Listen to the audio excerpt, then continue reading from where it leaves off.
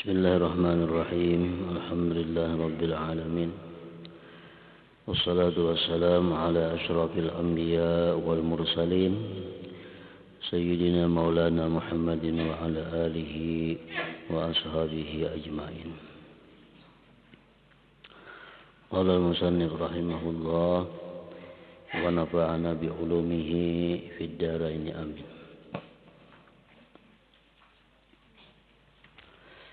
Yang kedua, menjaga telinga.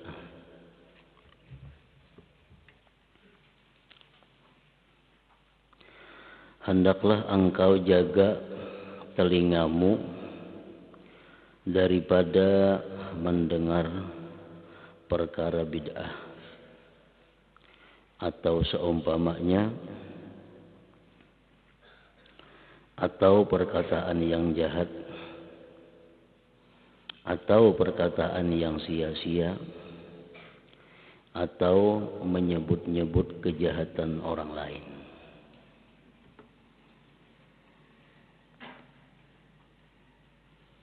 Karena apa yang didengar oleh telinga itu pasti akan masuk ke dalam hati. Dan apabila masuk ke dalam hati, maka sulit untuk melupakannya atau menghapuskannya. Jadi pertama, telinga dijaga jangan sampai mendengari perkara-perkara bid'ah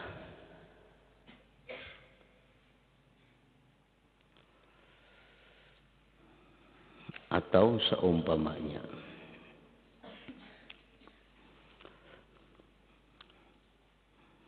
Di antara perkara-perkara bid'ah yang kita jaga telinga daripada mendengarinya itu adalah seperti apa-apa yang diutarakan, apa-apa yang diucapkan oleh golongan-golongan Rafidhiyah umpamanya. Oleh golongan-golongan Rafidhah. Golongan Rafidhah ini adalah golongan orang-orang yang menghina atau mencaci maki sahabat-sahabat Rasulullah sallallahu alaihi wasallam. Sebagaimana yang mereka utarakan tentang bagaimana mereka itu mencela, mencaci maki Sayyidina Abu Bakar Siddiq radhiyallahu anhu. Sebagaimana orang-orang Rafidhah mencela, mencaci maki Sayyidina Umar bin Khattab radhiyallahu anhu. Sebagaimana mereka orang-orang Rafidhah itu mencaci maki tentang Sayyidina Utsman bin Affan radhiyallahu anhu. Nah, ucapan-ucapan, ungkapan-ungkapan yang mencaci maki para sahabat itu hendaknya jangan didengarkan. Kita jaga telinga kita jangan sampai mendengari ucapan-ucapan tersebut, karena itu termasuk ucapan-ucapan yang bid'ah yang tidak dikenal pada masa Rasulullah sallallahu alaihi wasallam.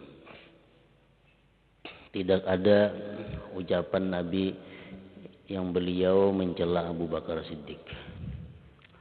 Bahkan Nabi seringkali memuji Abu Bakar Siddiq dengan pujian yang sangat besar. Seperti ujar Nabi kita, andai kata iman seluruh makhluk ini ditimbang dengan imannya Abu Bakar Siddiq, niscaya iman Abu Bakar Siddiq itu lebih menang daripada iman sekalian makhluk itu. Nah, Nabi ada memuji. Nabi memuji Umar bin Khattab. Ujar Nabi kita, andai kata sesudahku ini ada seseorang yang boleh menjadi nabi, niscaya Umar bin Khattab lah nabinya. Itu ungkapan Nabi yang sangat besar, pujian kepada Sayyidina Umar bin Khattab. Ungkapan Nabi tentang Sayyidina Utsman bin Affan. Ujar Nabi kita, Utsman bin Affan itu adalah orang yang sangat pemalu. Dan malaikat-malaikat pun malu terhadap Utsman bin Affan radhiyallahu anhu. Nah itu ungkapan-ungkapan pujian dari Nabi itu dirubah oleh orang-orang Rafidhah menjadi caci maki. Ada yang mencaci maki bahwa Abu Bakar Siddiq itu orangnya jahat. Abu Bakar Siddiq, Umar, Utsman itu orangnya fasik. Ada lagi yang mengatakan bahwa Abu Bakar, Umar, Utsman itu orangnya kafir. Nah ucapan-ucapan seperti itu wajib kita jaga telinga, jangan sampai mendengarinya. Artinya andai kata kita duduk semajelis dengan orang-orang yang mencaci maki mereka itu, kita wajib untuk berjauh meninggalkan majelis itu. Nah itu seperti yang diungkapkan oleh golongan Rafidhah. Dan ada lagi ungkapan-ungkapan bid'ah yang diutarakan oleh golongan Ibadiyah atau golongan-golongan Khawarij. Mereka ini orang-orang yang mencaci maki tentang Sayyidina Ali. Mereka mencaci maki keluarga Rasul. Padahal Sayyidina Ali dan keluarga Rasul itu adalah orang yang dipuji, orang yang disanjung oleh Rasulullah sallallahu alaihi wasallam. Sebagaimana sabda Nabi yang jelas memuji Sayyidina Ali, ujar Nabi, aku adalah daripada Sayyidina Ali dan Sayyidina Ali pun daripada aku. Nah, artinya Nabi dan Sayyidina Ali itu adalah satu. Nah itu pujian yang sangat besar oleh Nabi kepada Sayyidina Ali karramallahu wajhah.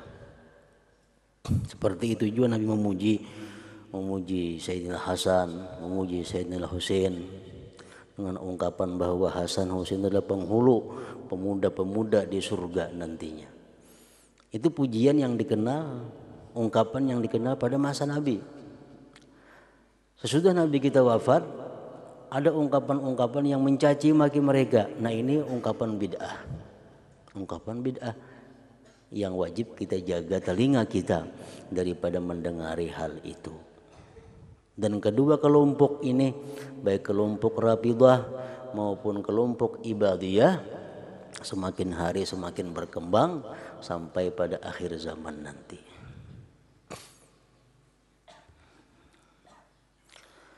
Nah pertama kita dengar, kita jaga telinga kita, pendengaran kita daripada mendengari hal-hal yang seperti itu. Atau perkataan yang jahat. Perkataan yang jahat, perkataan yang ghibah, perkataan yang namimah, perkataan yang cerubu, perkataan yang sifatnya maksiat kepada Allah, dijaga telinga daripada itu. Yang ketiga, perkataan yang sia-sia, perkataan yang tidak membawa keuntungan di akhirat. Perkataan yang tidak menambah takut kita kepada Allah. Perkataan yang tidak membawa takwa kita kepada Allah. Itu perkataan yang sia-sia. Mestinya pun dijaga juga hati kita, telinga kita daripada mendengari itu. Atau yang keempat, menyebut-nyebut kejahatan orang lain. Yang kelima lagi, kita jaga telinga daripada mendengari perkataan orang yang menyembunyikan perkataan mereka. Orang misal berempat dudukan situ, atau di suatu tempat bepandiran, orang berempat, berlima, atau berdua. Mereka berpandir rahasia. Kita kada boleh sama sekali umpat menelinga pandir orang itu. Misalnya ada tamu di rumah kita, kada boleh bini anak kita menelinga pandir orang. Kada boleh menelinga, mendengarkan. Atau orang rapat, orang sedang apa kumpulan, kita dan kada diundang, ini umpat mendengarkan juga. Nah itu kada boleh. Kada boleh dalam arti termasuk yang dilarang Allah. Bahkan dalam kitab kabair termasuk dosa yang besar. Hadis Rasulullah mengatakan, man istama'a ila hadithi qaumin wa hum lahu karihun subba fi udhunayhi al-anuku yaumal qiyamah. Barang siapa yang mendengari kepada pembicaraan satu kaum dan mereka bagi dia tidak suka didengar, akan ditumpah dalam telinganya nanti di hari kiamat cairan dari tembaga atau timah, cairan timah yang panas ke dalam telinganya pada hari kiamat nanti. Jadi kada boleh manalinga mendengarkan pandir orang. Termasuk yang wajib dijaga telinga daripadanya. Yang keenam, telinga kita jaga jangan sampai mendengari ilmu-ilmu yang mana kita dilarang untuk mempelajari ilmu itu.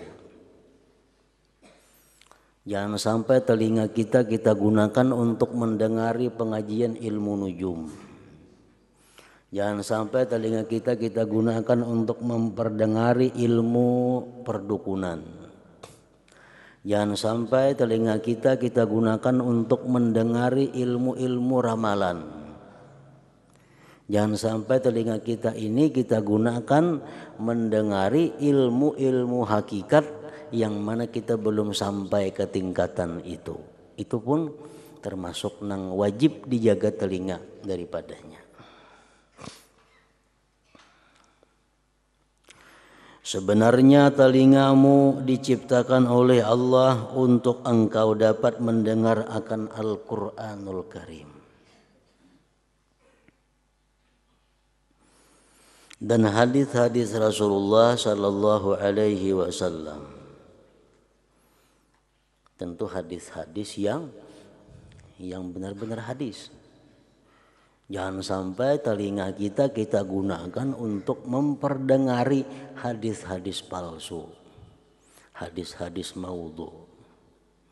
Karena kada sedikit ribuan hadis yang beredar di tengah-tengah kita ini yang dikatakan oleh kebanyakan orang itu hadis adalah sebenarnya bukan hadis, palsu.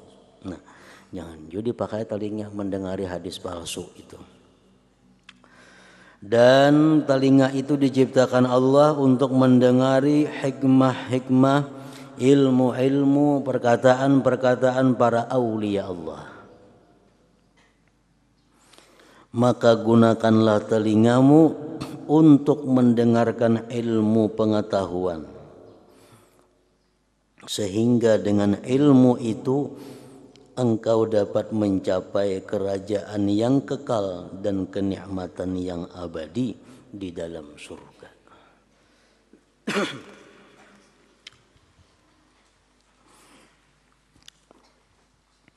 Dan apabila engkau menyalahgunakan nikmat pendengaranmu,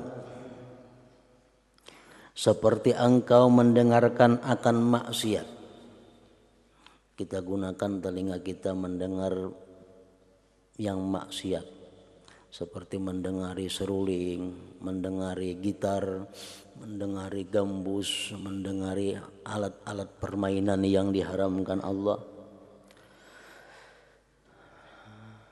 Maka bermakna engkau telah mengkhianati terhadap dirimu sendiri. Dan engkau menyalahgunakan suatu alat yang sepatutnya engkau gunakan untuk mencari keuntunganmu.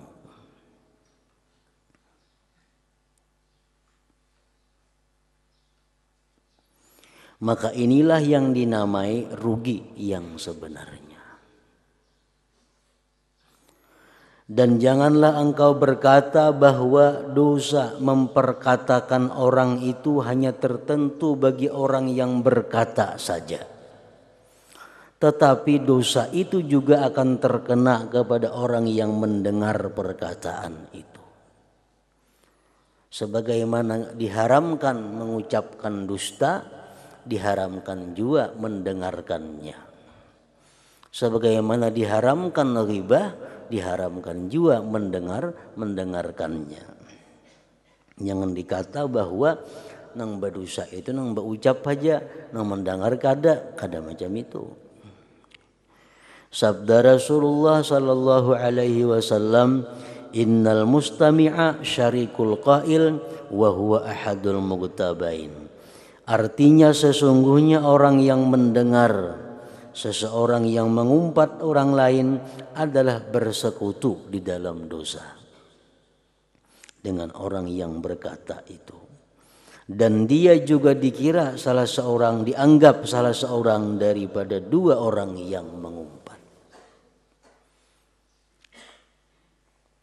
Nah, jadi itulah maksiat atau perkataan-perkataan yang kada baik yang kita disuruh menjaga telinga kita daripada mendengarinya.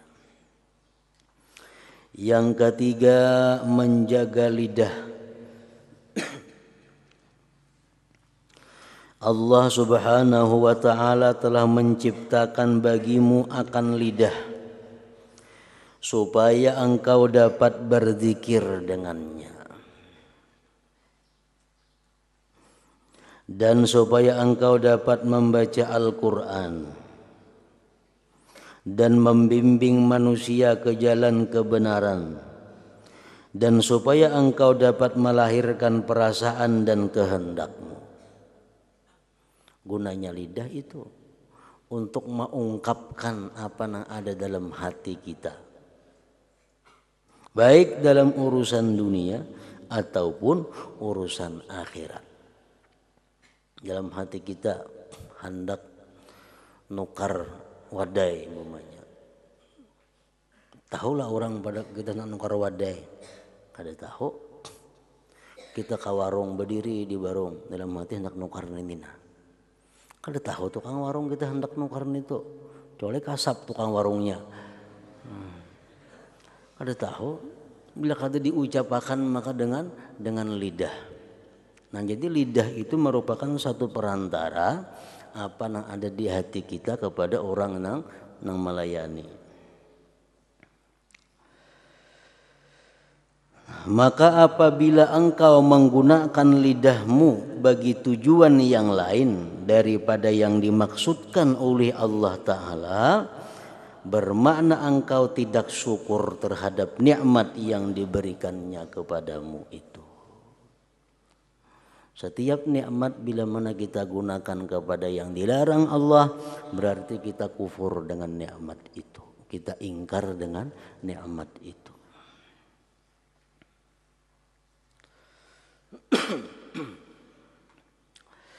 Dan lidahmu adalah anggotamu yang paling berkesan ke atas dirimu dan yang paling berkesan terhadap orang lain.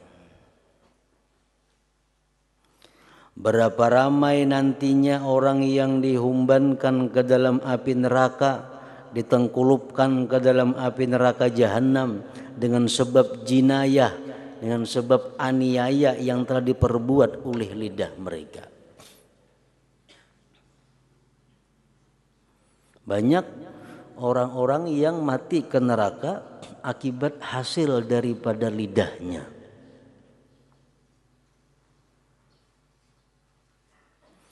Maka kekanglah lidahmu sekuasamu supaya ia tidak menyebabkan engkau dihumbankan ke dalam api neraka. Berkata-kata itu disuruh, bepandir itu disuruh, selama pandir itu baik. Baik menurut agama, bukan baik menurut adat istiadat. Bila mana bepandir itu sudah kada baik menurut agama, hanya disuruh kita berdiam. Man kana yu'minu billah wal yaumil akhir falyakul khairan aw liyasmut. Barang siapa yang beriman dengan Allah dan hari akhir, falyakul khaira, hendaklah dia berkata yang baik. Amunnya kada bang, diam. Nah, jadi diam itu nomor 2. Diam bukan berarti baik. Nang baik itu berkata-kata. Nang baik itu bepandir nang bagus. Bila kada kau bepandir nang bagus, hanya disuruh berdiam.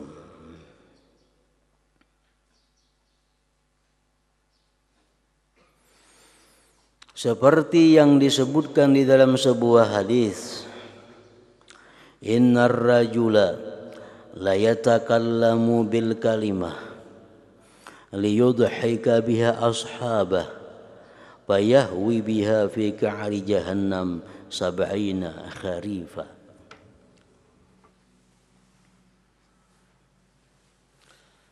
Innar rajula la yatakallamu bil kalimah liyudhika biha ashabah fayahwi biha fi ka'ri jahannam sab'ina kharifa. Artinya sesungguhnya seseorang itu terkadang berkata-kata dengan satu percakapan dengan tujuan supaya orang lain menjadi tertawa dari sebab percakapannya itu. Dia tidak menyangka bahwa perkataan itu akan menyebabkannya dihumbankan, ditengkelupkan ke dalam api neraka selama 70 tahun. Jadi kada baik kita berkata-kata dengan niat supaya orang tertawaan. Kita berkata-kata, kita berucap atau berkisah dengan tujuan supaya orang tertawaan dengan kisahku ini, itu kada bagus. Fayahwi biha, maka dia akan turun dengan sebab perkataan yang tujuannya maulah orang tertawaan tadi dalam dasar neraka jahanam 70 tahun. Jadi gawian melawak itu kada bagus supaya orang tertawaan berkisah. Dalam hadis lain Rasulullah menyatakan wailun lilladzi yuhadditsu fayakdzibu liyudhika bihi alqauma wailun lahu. Neraka, ujar Nabi kita. Neraka bagi orang yang berbicara. Dia berdusta dalam bicaranya itu. Tujuannya supaya orang jadi tertawa. Neraka bagi dia dan neraka bagi dia. Berkisah, kisahnya kada bujuran kada, dikarang-karang aja. Tapi supaya orang tertawaan lawan kisah itu, tujuannya diulahkan kisah. Padahal kada kejadian yang sebujurnya yang diulah-ulah jadi kisah. Dikisahkan tertawaan orang. Nah, orang tukang kisah nang macam itu dikatakan oleh Nabi wailun lahu. 3 kali Nabi kita mau ulang-ulang. Neraka baginya.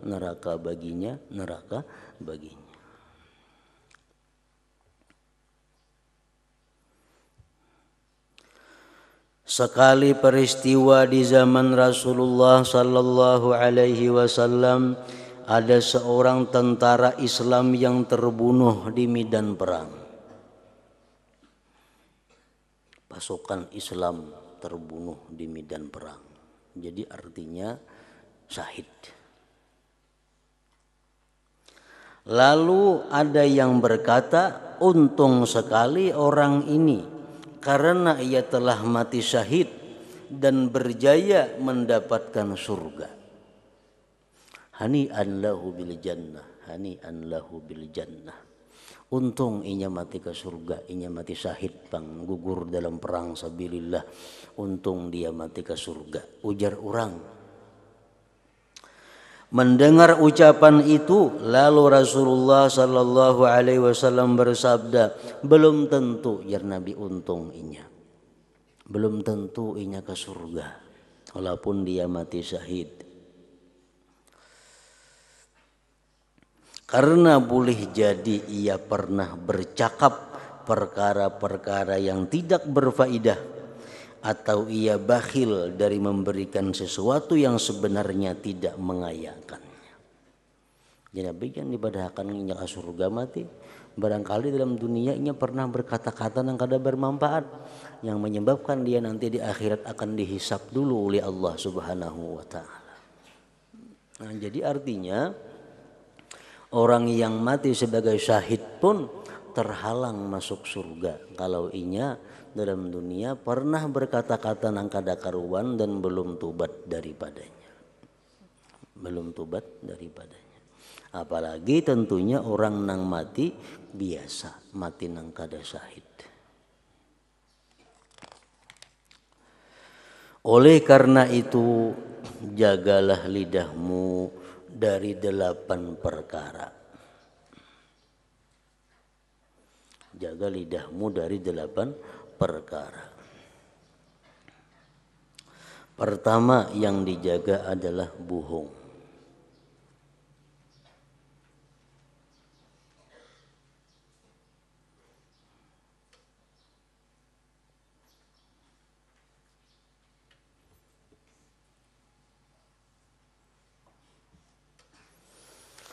Maka janganlah engkau berbohong,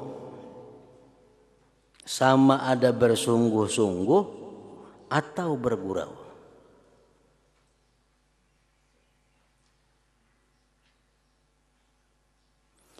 Jangan engkau biasakan dirimu berbohong dalam bergurau, dalam bersenda gaya. Nanti akhirnya engkau akan berbohong dengan cara yang sungguh-sungguh. Orang nang katuju bagaya berdusta, kayaknya akhirnya bisa berdusta bubujuran.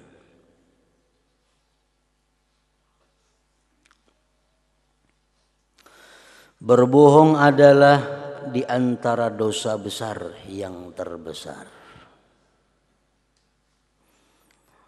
Dosa berbohong bermacam-macam dosanya. Ada berbohong yang dosanya sangat besar, berbohong atas nama Allah. Paling berat. Allah mengatakan seperti ini. Padahal kada ada yang itu Tuhan mengatakan. Berbohong atas nama Rasul sallallahu alaihi wasallam. Rasul bersabda, Nabi nak kada boleh kayak padahal Nabi kada ada mengatakan seperti itu. Nah, itu berbohong yang sangat besar. Berbohong yang mencelakakan orang lain. Artinya berbohong yang menyebabkan orang lain menanggung penderitaan yang besar. Berbohong yang orang lain menanggung binasa.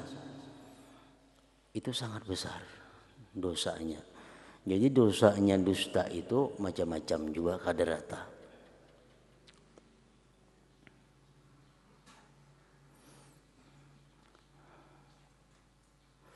Selain daripada itu, apabila engkau telah dikenali sebagai pembohong, maka hilanglah keadilanmu dan harga dirimu, kehormatanmu, ruahmu. Dan hilanglah makna daripada segala perkataanmu. Dan orang lain akan melihat engkau dengan pandangan yang rendah.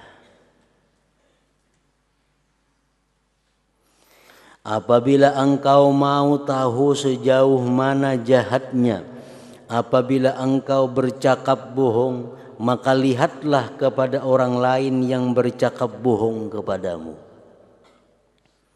Kayak apa jahatnya dusta itu, kayak apa jahatnya orang pendusta itu, hendak mengetahui.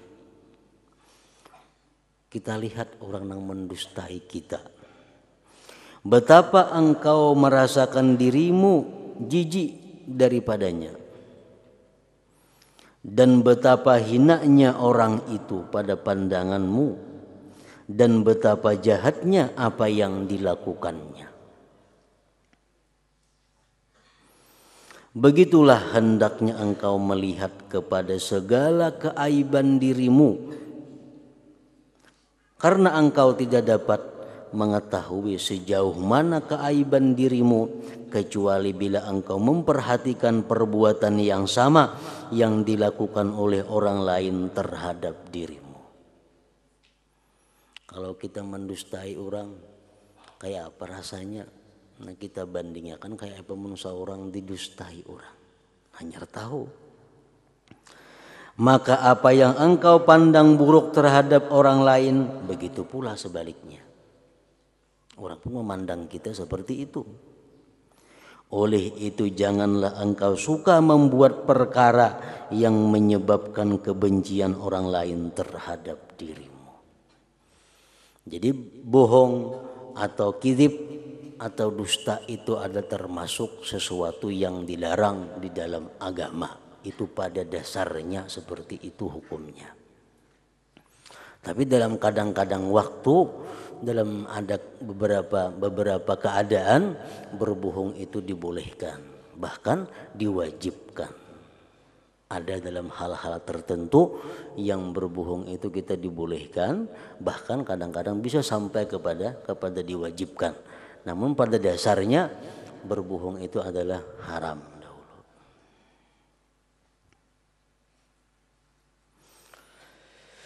Nah, wajib dijaga lidahmu daripada pertama bohong tadi.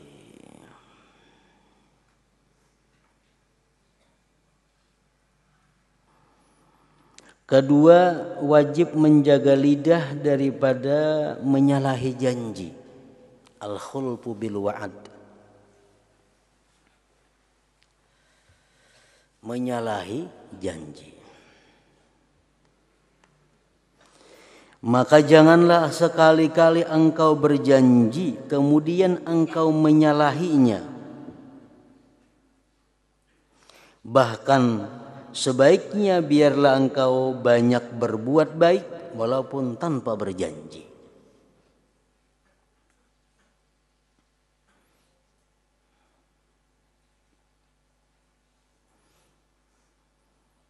Kita berjanji tapi dalam hati sudah kada. Nah itu yang dimaksud. Umpamanya orang besaruan, jaruran kena esok ke rumah lah, insya Allah. Tapi dalam hati sudah ada tulak. Itu ngarannya al-khulfu bil wa'ad. Nah ini nang kada boleh. Orang besaruan lawan kita esok kena ke rumah hingga tengah hari. Insya Allah jar kita. Padahal dalam hati kita sudah nyata kada kawa tulak isok nih tuh. Nah, cuma di insya Allah kan itu yang diharamkan, itu yang kada boleh. Kita berhutang, apabila jurang bayar, karena hari Jumat ini bayar. Padahal di hati kita sudah ada Jumatnya kada kawa bayar kada. Cuma insya Allah karena Jumat ini bayar. Padahal di hati sudah andak kada mungkin Jumat nih kau bayar. Nah itu ngarannya menyalahi janji nang kada boleh macam itu. Lain halnya apabila kamu bayar hutang, akhirnya isok. Memang di hati kita isok hendak bayar dan liliatan itu memang ada apa yang membayari. Sampai waktunya isok ternyata duitnya kada ada. Lalu kada kau bayar. Nah ini kada berdosa. Kenapa? Karena waktu kita berjanji itu dalam hati kita memang sesuai dengan apa yang kita ucapkan. Umpamanya lagi jurang kena isuk ke rumah lah besaruan bemulutan atau baapaan kah. Insya Allah. Memang dalam hati waktu mengucap insya Allah memang anak tulak juga ke rumahnya ini isuk. Nah sampai isuk masanya sampai isuk ada masalah, ada halangan atau ada apa kada tatulak ke rumahnya kada berdosa itu. Kenapa? Karena waktu mengucapkan insya Allah itu memang di hati hendak menolaki juga. Nah itu artinya nang menyalahi janji bila kada sesuai di mulut lawan nang di hati. Hadis Nabi mengatakan, "Idza wa'ada ar-rajul akhahu wa fi niyyatihi ayyafiya falam yajid fala itsma alaih." Ujar Nabi, bila berjanji seseorang akan saudaranya dan niatnya di hati waktu itu menyempurnakan janji, ternyata kada mendapatkan apa yang dia niatkan itu, maka tidak ada dosa atasnya. Tidak ada dosa atasnya. Jadi waktu berjanji itu yang penting hati. Yang penting hati jangan sampai apa nang di hati itu menyalahi dengan yang kita janjikan. Waktu kita berjanji itu. Kayaknya sudah sampai waktunya tuh lain lagi kisahnya. Kalau keadaannya memungkinkan, kita laksanakan janji. Kalau keadaannya kada memungkinkan, kita kada berdosa. Sebab kita waktu berjanji sudah meniatkan untuk melaksanakan janji itu.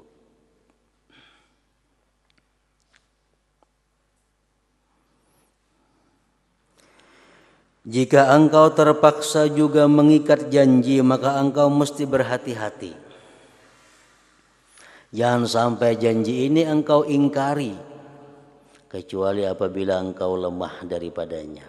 Karena ada halangan yang tidak dapat dielakkan. Karena mungkir janji itu adalah sebagian daripada tanda orang-orang munafik dan orang yang rendah akhlaknya.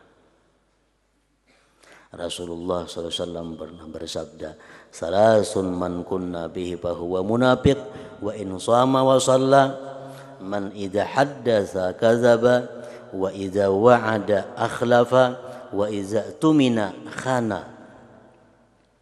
3 perkara apabila ada pada seseorang, maka ia adalah orang yang munafik.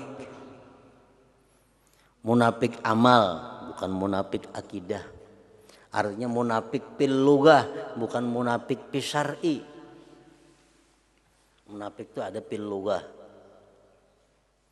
Munafik fil lughah, lain di luar, lain di dalam. Muha tahu kurihing, hati merangut, itu munafik juga ngarannya. Manis muha, dalam hati maka bilang, bah, nyurahkan orang makan, di hati mudahan jangan hakun, munafik juga. Munafik fil lughah. Nah, munafik fil lughah ini kada boleh dibiasakan. Kenapa? Karena akan membawa akhirnya pada munafik fis syara. Nah, ini yang bahayanya. Kalau sudah munafik fis syara itu sudah sampai kepada dia mengakui, percaya, beriman kepada Allah, tapi nyatanya kada dalam hatinya. Nah, itu akibat kebanyakan munafik fil lughah akhirnya bisa membawa kepada munafik fis syara. 3 perkara apabila ada pada seseorang, maka ia adalah orang yang munafik. Munafik amal, bukan munafik akidah. Munafik fis syara bukan. Walaupun ia puasa dan sembahyang, ialah orang yang apabila bercakap ia bohong.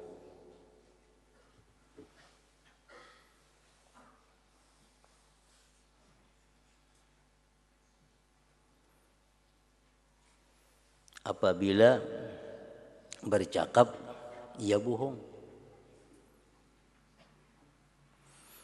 Artinya amun sekali-sekali bohong itu akan membawa kepada munafik. Ada ini kebiasaan dah, beli bepandir itu banyak benar dustanya. Bila bercakap bohong, bila bepandir ada tak buat dustanya. Dan apabila berjanji ia mungkir. Janji kada kau dipercaya orang itu. Dan apabila diamanahkan sesuatu ia akan khianat. Orang mengamanahkan, menitipkan kah atau berkirim kah, culas toh. Jangan berkirim nah, hintalo 10 biji unjukkan lawan si Pulan. Datang hentaunya 8-annya lagi, 2-nya kemanakah hilangnya. Nah, ini khianat, orang ini diamanahi kada kawa. Bila berkirim hingga macam itu gawiannya. Amun sekali-sekali kada sampai ke munafik bang. Amun 2-3 kali nangka itu berarti termasuk bila diamanahkan sesuatu ia akan khianat, dia akan culas. Orang menitip sapida dipakai sapida orang. Orang 4 mandak aja. Lain orang mau ucap nah sapida 4 mandak. Bilang pakai ya kada apa-apa, jampun itu ngarannya itu napa kada apa-apa. Ini orang 4 mandak. 4 nitip sapida lah. Kayaknya dipakai sapida orang tuh khianat ngarannya terhadap amanah yang dititipkan kepadanya. Dan apabila diamanahkan sesuatu, ia akan khianat. Nah, jadi pertama kita wajib menjaga lidah daripada berbohong. Kedua, kita wajib menjaga lidah daripada menyalahi janji. Yang ketiga, kita wajib menjaga lidah daripada mengumpat orang, menggibah orang. Nah, hingga situ.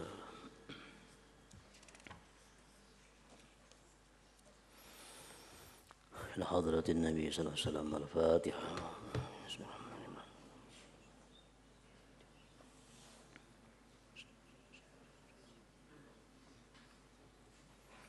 بسم الله الرحمن الرحيم الحمد لله رب العالمين اللهم صل وسلم على سيدنا محمد وآله وصحبه أجمعين اللهم اغفر لنا ما أخطأنا وما تعمدنا وما أسرفنا وما أعلنا وما أسرفنا وما أنت أعلم به منا أنت المقدم وأنت المؤخر لا إله إلا أنت اللهم انفعنا بما علمتنا وعلمنا ما ينفعنا وزدنا فهما وعلما وعملا وهدى وتوفيقا برحمتك يا رب صلى الله على سيدنا مولانا محمد وآله وسلم الحمد لله.